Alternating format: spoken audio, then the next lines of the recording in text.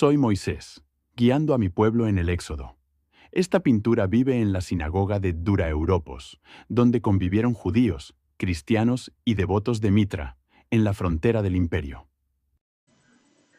Hola, ¿cómo están? Vamos a hacer un test el día de hoy sobre la ciudad de Dura Europos. Dura Europos es una antigua ciudad que era frontera con el imperio parto y el imperio romano.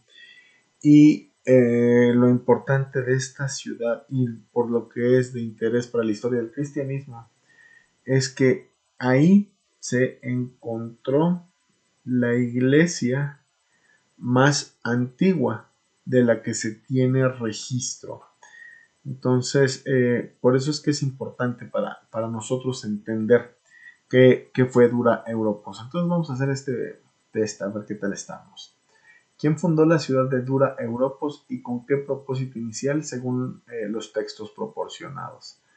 1. Los partos, como una ciudad caravanera para controlar el comercio del desierto. No, porque ellos la dominaron después. La reina Zenobia, como una extensión de su reino de Palmira. No, tampoco. El emperador Trajano, como un puesto militar avanzado para el imperio romano. Es que estas dos cosas sí fueron ciertas.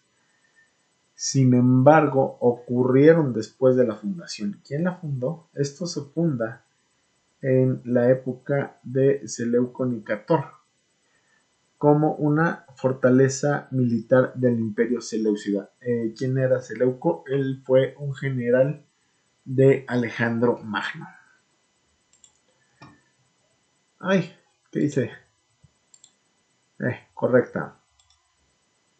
¿Qué característica principal define el estilo artístico de las pinturas de Dura Europos, diferenciándolo del arte griego clásico? La preferencia por poses frontales, la representación esquemática y el detalle decorativo sobre el naturalismo. B. La estricta adherencia a las proporciones anatómicas y el uso de la perspectiva. No, esta no. La ausencia total de figuras humanas debido a prohibiciones religiosas. De hecho, es todo lo contrario. Incluso en las sinagogas y en las iglesias hay imágenes. El uso exclusivo de la escultura en relieve en lugar de la pintura mural. No, esto es famoso por su pintura mural. Entonces debe ser la A. Bien.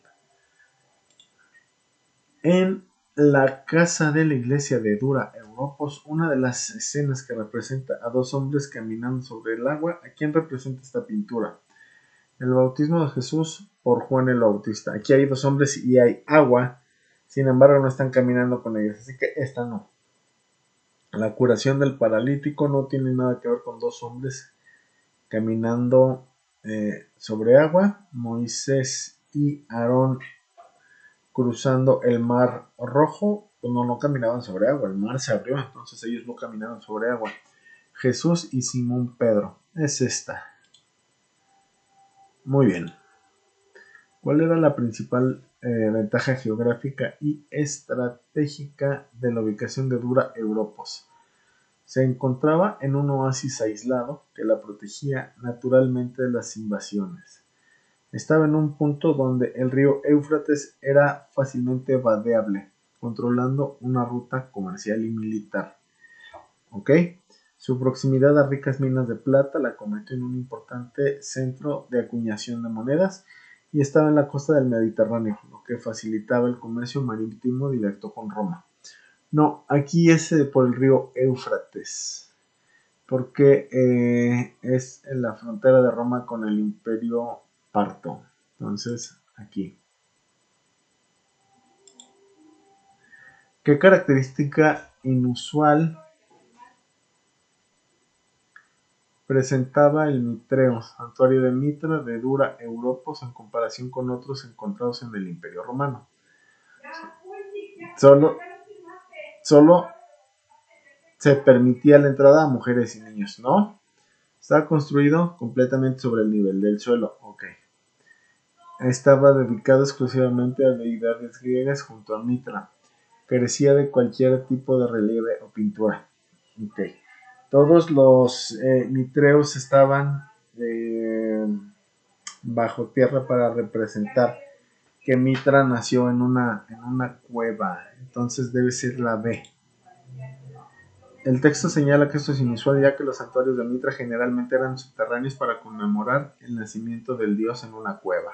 Muy bien. ¿Qué es lo más sorprendente de las pinturas figurativas encontradas en la sinagoga de Dura Europos considerando las tradiciones judías, que fueron pintadas usando una técnica desconocida en el mundo antiguo? Pues no, todas las figuras están representadas de espaldas para evitar mostrar sus rostros. No, en la sinagoga se ve Moisés de frente. No representan únicamente a profetas, sino a figuras históricas como reyes. Pues no, porque también sale el rey David y profetas. Sale Samuel ungiendo al rey David en Dura Europos. Entonces, D. Contradicen o ignoran la prohibición bíblica contra las imágenes talladas o graben imágenes. Ok, esto hay que matizarlo, pero esto es lo real, porque es un anacronismo. O sea, en realidad en esas épocas no era tan mal visto por los judíos el uso de imágenes. Eso fue después. ¿Qué evidencia? Ay, no le puse. Es esta, así es. ¿Qué evidencia de sincretismo religioso, fusión de creencias, se encontró en los templos de Dura Europos como el de Zeus Theos? Se encontraron templos donde se adoraba a dioses griegos, romanos y egipcios en un solo altar, sí, eso era bastante común. Los textos encontrados eran bilingües exclusivamente en latín y en hebreo, eso es una jalada. Los rituales descritos son idénticos a los practicados en Roma, no tendrían nada que ver con sincretismo. Dioses con nombres griegos como Zeus eran representados con vestimenta y estilo iraní. Ok. Se encontraron templos donde se adoraba a dioses griegos, romanos y egipcios en un solo altar. Dice, no, el sincretismo era más una función de características que la adoración simultánea en un mismo altar. Por ejemplo, dioses griegos con atributos orientales. Dioses con nombres griegos como Zeus eran representados con vestimenta y estilo iraní. O sea, lo tropicalizaron, diríamos nosotros, los mexicanos, ¿no? Lo adaptaron a su cultura. La fuente describe específicamente que Zeus fue representado con vestimenta persa, de pie frente a un carro, lo que demuestra una fusión de estilos. ¿Qué acción defensiva durante el asedio final de la ciudad en el 256 contribuyó irónicamente a la excepcional preservación de las pinturas de la sinagoga y la iglesia? El uso de edificios como almacenes de grano, lo que las protegió de las paredes, ¿no? La inundación deliberada de la ciudad por defensores para detener el avance enemigo, ¿no? La rápida evacuación de la ciudad que dejó los edificios intactos antes del ataque, ¿no? La construcción de un terraplén interior contra la muralla que enterró los edificios. Claro, querían fortificar la muralla, entonces llenaron todo de tierra, aunque se enterraran las casas, lo que hizo que se preservara. ¿Qué universidad estadounidense? Yale. ¿Qué universidad estadounidense jugó un papel principal en las excavaciones de Dura Europas junto con arqueólogos franceses? Yale. ¿Cuál de los siguientes elementos apareció por primera vez en Dura Europos durante el dominio parto? El uso del latín en documentos oficiales, Nel. La introducción del cristianismo y la conversión de una casa en iglesia, puede ser. La cerámica parta y personajes en pinturas con vestimenta y peinados partos. La planificación de la ciudad en cuadrícula y la construcción del templo original de Artemis, Nel. A ver, es la introducción del cristianismo y la conversión de una casa inglesa, cerámica parta y personajes en pinturas con vestimenta y peinados partos. A ver, ¿esto? Sí. Muy bien. Sí. Iba a poner la B, pero no, el sentido común es esto, ¿no? Cerámica parta y personajes en pinturas con vestimenta y peinados partos. Ok, claro, porque estamos hablando durante el periodo de dominio parto, que después le fue arrebatada por los romanos.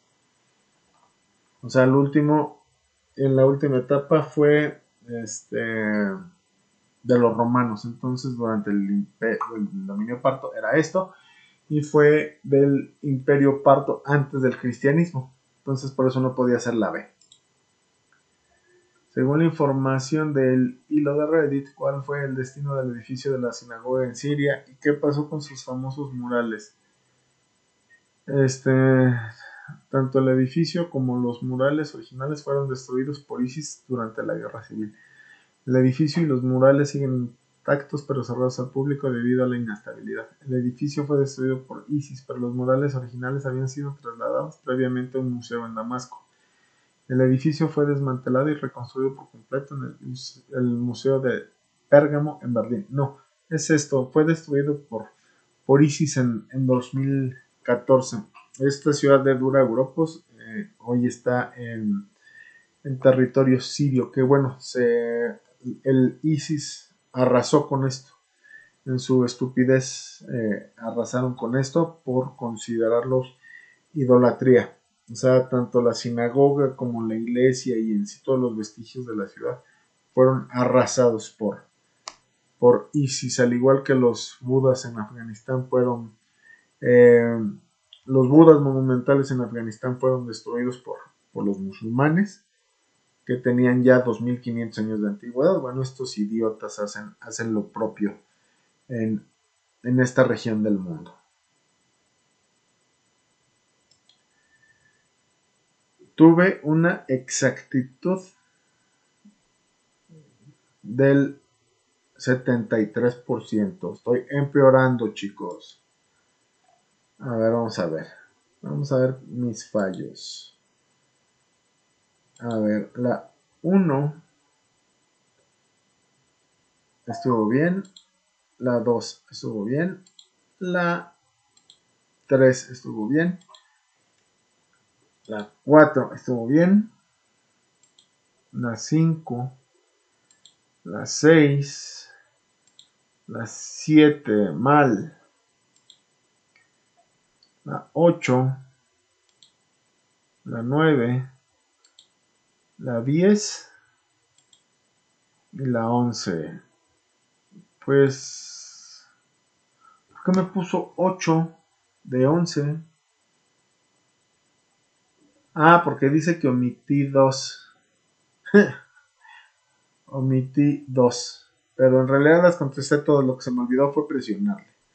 Pero me da bastante flojera repetir todo el video por eso. Entonces, pues bueno. Según yo nada más me equivoqué en una. Si ven que me equivoqué en otra, pónganlo en comentarios, please. Bueno, pues vamos a pasar con la siguiente sección de este video. Muy bien, vamos a aportar unos pequeños comentarios en esto. Hoy vamos a hacer un viaje en el tiempo para conocer la primerísima iglesia cristiana de la que tenemos registro. Y créanme, es un viaje a un lugar y a una época que le van a dar un giro total a lo que se imaginan cuando piensan en los inicios de esta fe. A ver, hagamos la prueba. Si cerramos los ojos y pensamos en una iglesia, ¿qué vemos? Seguramente catedrales enormes, ¿no? Con arcos góticos, cúpulas que se van hasta el cielo. Pero, ¿cómo eran los lugares donde se reunían los primeros cristianos, cuando su fe todavía era perseguida?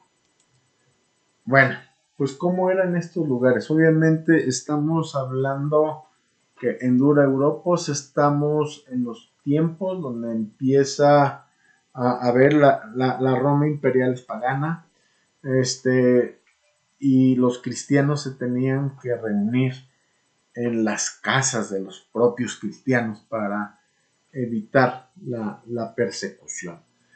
Entonces eso es fundamental entenderlo, precisamente porque estaban los cristianos bajo la persecución en la época de Dura Europos, pues todo tenía que ser medio clandestino, por eso es que no había las grandes catedrales, ¿no? Pues agárrense, porque la realidad no tiene nada que ver. Y aquí está. Nada de catedrales, ¿eh? Era una casa, una simple casa particular, que fue adaptada en secreto. Imagínense, en pleno desierto de Siria. Esto que estamos viendo es la reconstrucción de su habitación más sagrada. Este lugar, conocido como la Casa Iglesia de Dura Europos, Voy a regresar tantito. Quiero enseñarles algo. Aquí, bueno, podemos ver pues la estructura que tenía esta casa. Esto es una reconstrucción. Ok, esto es una foto tomada en ese tiempo. Y aquí podemos ver que está Cristo como el buen pastor. Y aquí es la procesión de las mujeres. Entonces, lo que tenemos que entender es que esto era la parte del bautisterio. Esto que se ve aquí, que es como una tina, precisamente era donde se bautizaba a las personas que estaban ingresando a la fe cristiana, ¿no? Probablemente se bautizaron infantes, se bautizaron adultos, y les digo, estamos hablando del cristianismo más primitivo. Esta es la iglesia antigua, la iglesia más antigua de la que se tenga un registro formal. Secreto. Imagínense, en pleno desierto de Siria. Esto que estamos viendo es la reconstrucción de su habitación más sagrada. Este lugar, conocido como la Casa Iglesia de Dura Europos, es oficialmente el lugar de culto cristiano más antiguo que se ha encontrado. Así de simple, una vivienda común y corriente, transformada en un espacio sagrado por ahí del año 232 después de Cristo. ¿Ok? Si se fijan ustedes, el año 232 después de Cristo es una fecha anterior al Concilio de Nicea. Entonces todavía, digamos, es una parte muy primitiva y la iglesia estaba en gran expansión. En el caso de Dura Europos, los cristianos eran minoría, ¿ok? Eran minoría, y precisamente por eso es bastante notable que existiera esta casa ahí, porque los cristianos prácticamente, aparte de que estaban escondidos, eran muy pocos en número por la misma persecución. Esto le da un valor adicional a este descubrimiento arqueológico de Dura Europos. Corriente, transformada en un espacio sagrado por ahí del año 232 después de Cristo.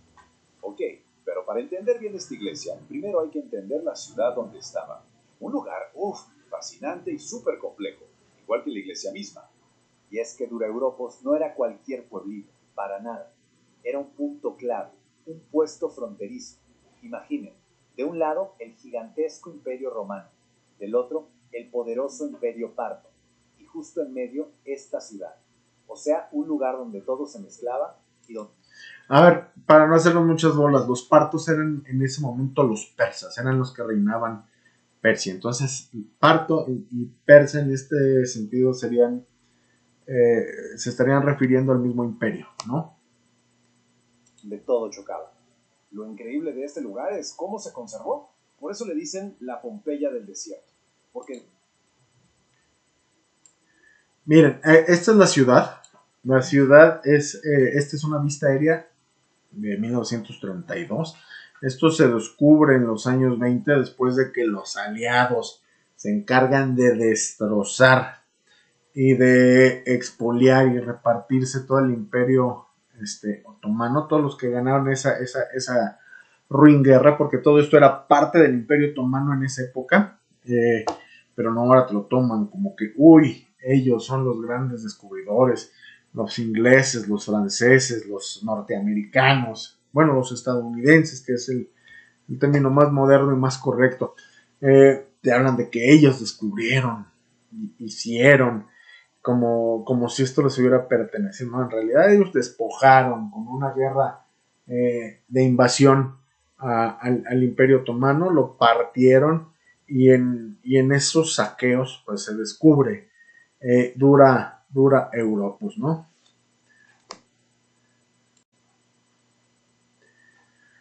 Ok, pues sigamos. Después de un ataque brutal en el siglo III, la ciudad fue abandonada y ¡pum! La harina del desierto se la tragó. La enterró completita, guardando todos sus secretos por casi 1700 años, hasta que la encontraron de nuevo en 1920. Su historia, la verdad, es un ir y venir de imperios. Era lo que les comentaba, ok, en la parte del cuestionario, que fue fundada por Seleuco que fue el general de Alejandro Magno y fundó la dinastía Seleucida. Luego fue conquistada por los partos y se convierte en un centro caravanero, que era una de las preguntas del cuestionario, o más bien una de las respuestas. O sea, es cierto, pero no era correcto decirlo. Luego, en 165, casi 300 años después, se la apropia el Imperio Romano, y en 256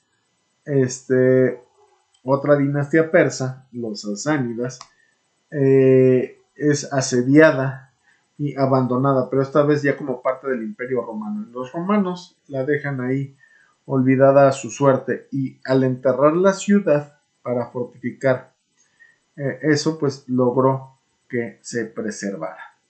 Primero la fundaron los griegos, los herederos de Alejandro Magno. Luego, pácatelas. La tomaron los partos y la convirtieron en un centro de comercio súper importante. Y al final, llegaron los romanos para hacerla una base militar. 3 imperios distintos dejaron su marca ahí, en esas murallas. Y esto es lo que es de verdad alucinante, la mezcla de religiones. Dentro de una misma ciudad tenías de todo. Templos para los dioses griegos como Zeus, pegaditos a santuarios de dioses de Mesopotamia, un lugar de culto para los soldados romanos, un mitreo, y, ojo, una sinagoga judía increíblemente decorada. Y claro, ahí, en medio de todo eso, estaba esta pequeña comunidad cristiana de la que estamos hablando. Bueno, ahora sí, vámonos a ese edificio. ¿Cómo es que una casa normalita, una casa de familia, se vuelve el corazón de una fe nueva en una ciudad como esta? Hay que recordar algo clave. En esos primeros siglos, ser cristiano estaba prohibido. Entonces las reuniones tenían que ser, pues, a escondidas, ¿no? A ver, aquí vemos un pequeño plano de la casa que fue adaptada como iglesia. ¿Ok? Hay muchos hoy en día que critican, ¿no? No es que el cristianismo primitivo no se reunía en las grandes catedrales, sino que se reunía en pequeñas casas y tal. Vamos, esto no fue como por un tema de vanidad o algo, ¿no? Los cristianos siempre creyeron que su Dios merecía el mayor de los cultos.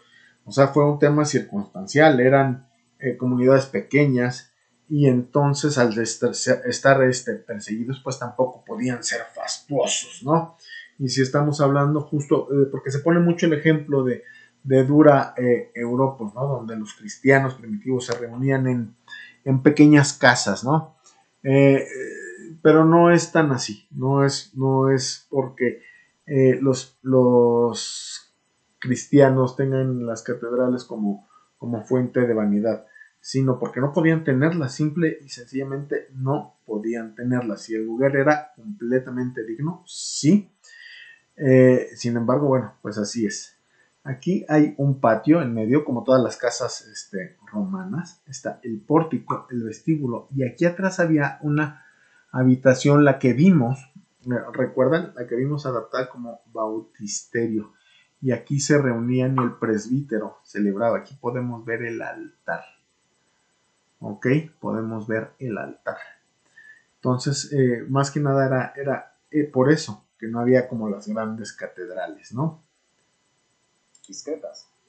Por eso las primeras iglesias no eran edificios públicos, sino casas particulares, las llamadas domus ecclesia. Por fuera, la casa de Dura se veía como cualquier otra. Nadie se imaginaba nada. El secreto estaba adentro. El cambio fue muy inteligente. No fue una mega construcción. Básicamente tiraron una pared que dividía 2 cuartos para hacer un salón más grande, donde cabían como 100 personas. Pero lo más importante fue que otro cuarto, uno más chiquito, lo convirtieron en un bautisterio, el lugar para el rito de iniciación de los nuevos cristianos. A ver, aquí hay una pregunta que seguro ya está en el aire.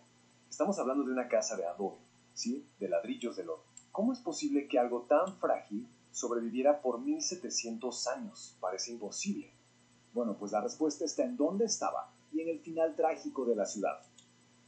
Ok, vean ustedes, esta es el vestigio de la muralla, y estas son fotos antiguas. ¿Por qué son fotos antiguas? Porque ya no existe, o sea, ni siquiera esto existe.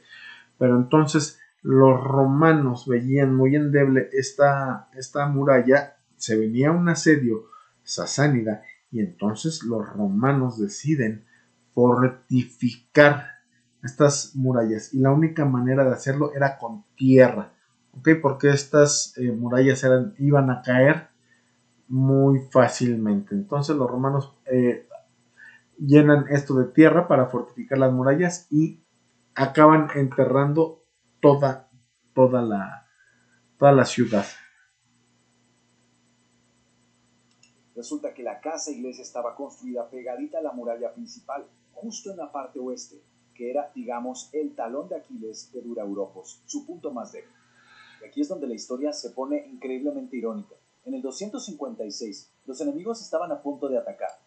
Entonces, los soldados romanos, para reforzar esa muralla débil, ¿qué hicieron? Enterraron todas las casas que estaban pegadas a ella para hacer una rampa de tierra gigante. O sea, el mismo acto para defender la ciudad la condenó. Pero al mismo tiempo, sin querer, sellaron y conservaron la iglesia de forma perfecta bajo tierra. Una locura. Pero lo que encontraron adentro de esa casa cápsula del tiempo es todavía más espectacular. Resulta que las paredes hablaban, contaban toda la historia de esta nueva fe a través de pinturas. El cuarto más importante sin duda era el bautisterio. Era chiquito, modesto, nada lujoso, pero todas sus paredes estaban cubiertas con frescos. Y estas son de hecho las pinturas cristianas más antiguas que existen. Este cuarto. Ok, se habla mucho de las catacumbas en Roma, pero pues esto ya existía.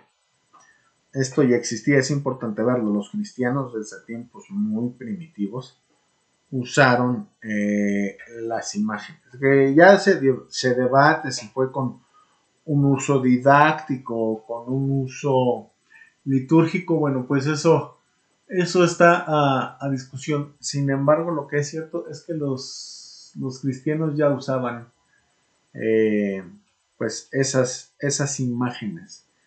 Y como podemos ver son pasajes bíblicos,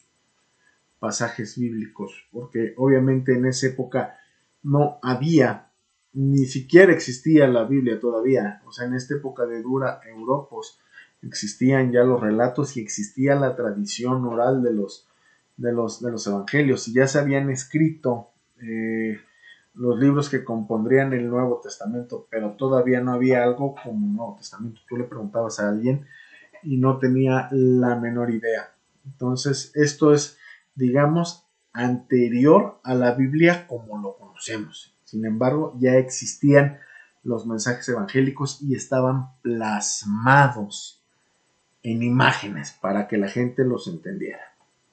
Esto era el corazón, tanto visual como espiritual, de toda la comunidad. Fíjense en la imagen principal, la que estaba justo arriba de la pila bautismal. Es la clave de todo. Se ve al buen pastor con una ovejita en los hombros, que es el símbolo de Cristo salvando al que ha pecado. Y abajo pintaron a Adán y Eva, que representan el pecado original. El mensaje es súper directo. El bautismo te limpia de ese pecado original gracias a Cristo. En otra pared vemos otra historia, la de la curación de un paralítico. Y la forma de contarla es genial. Es como una historieta antigua. Primero ves a Cristo, luego al hombre acostado en su camilla, y a un ladito, ¡zas!, el mismo hombre ya curado, caminando y cargando su propio camilla. Son dos escenas en una sola imagen. Pero a ver, el punto no era solo que el hombre se curó físicamente. No. La frase clave de esa historia, y el motivo por el que está pintada en un baptisterio, es esta: tus pecados te son perdonados.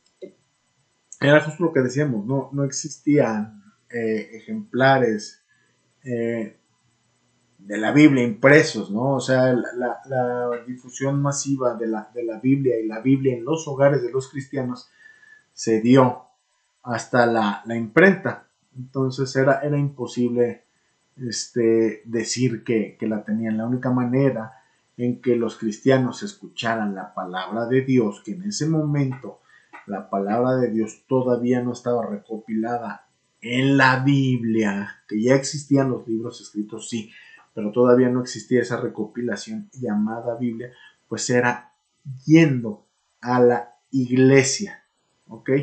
Y precisamente de eso se trataba, se predicaba de manera visual, porque aparte recordemos que en esa época la gente casi no sabía leer ni escribir. No solo contaba un milagro, estaba haciendo visible una idea súper importante: el perdón que se obtiene con el bautismo. Y las demás paredes seguían con la misma idea de la salvación. Ahí estaba Jesús caminando sobre el agua, que es una historia sobre la fe. Estaba la mujer samaritana en el pozo, que habla del agua viva, o sea, el bautismo. También David contra Goliat, como un adelanto de la victoria de Cristo sobre el mal. Y por supuesto, las mujeres en la tumba vacía, la promesa de la resurrección. Así que todas estas pinturas juntas eran como una clase de catecismo, pero con dibujos. Piénsenlo, en una época en la que muchísima gente no sabía leer, las paredes de este cuartito eran su libro. Una guía visual para entender las ideas más importantes de su nueva fe. Pero bueno, la historia de esta casa iglesia tiene un último capítulo. Es un capítulo muy reciente y muy, muy triste. Esta línea del tiempo, de verdad que duele. Se preservó por un acto de guerra en el 256. La encontraron de pura suerte en 1920. La excavaron con todo el cuidado del mundo en los años 30. Y luego, después de sobrevivir casi 1700 años, el sitio entero de Dura Europos fue saqueado y destruido por completo por ahí del 2014. Hoy, las pinturas originales, la estructura, ya no existen. Solo nos quedan las fotos, las reconstrucciones y los poquitos pedazos que se llevaron a la Universidad de Yale hace mucho. Y su pérdida, pues, nos deja pensando. Cuando un lugar así se borra del mapa, no es nada más un edificio viejo que se pierde.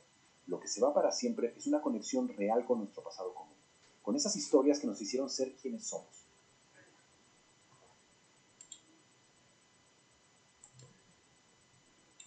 Pues muy bien, la reflexión de esto es toda esta historia y todo este tesoro arqueológico fue destruido hace poco por el Estado Islámico, por ISIS, y eso nos lleva a reflexionar en esos temas, ¿no? Ellos lo destruyen por considerar que lo que estaba ahí era idolatría, ¿ok? Lo consideraron idolatría y barrieron con ello, barrieron con la sinagoga, que la sinagoga tenía pinturas también. De hecho, este estilo iconográfico de las sinagogas fue el que adoptaron los cristianos en sus primeras iglesias. O sea, los cristianos o los católicos no inventaron las imágenes religiosas en los templos relacionados a la religión de Yahvé, del Dios verdadero, sino que fueron los judíos y los cristianos la retomaron. Entonces es un proceso histórico. Los judíos no lo aceptan y las ramas protestantes tampoco lo aceptan. Pero bueno, no todas, ¿no? Digamos que los luteranos y algunas ramas reformadas tienen su relación con las imágenes sagradas. Pero bueno, el tema es que se pierde todo esto. Sin embargo, bueno, esta es una lección y es una forma de ver cómo vivieron los primeros cristianos, que son de los que tenemos los registros más antiguos. ¿Ok? Bueno, pues espero que les haya gustado y esta va a ser una serie de episodios. ¿Ok? Hasta luego.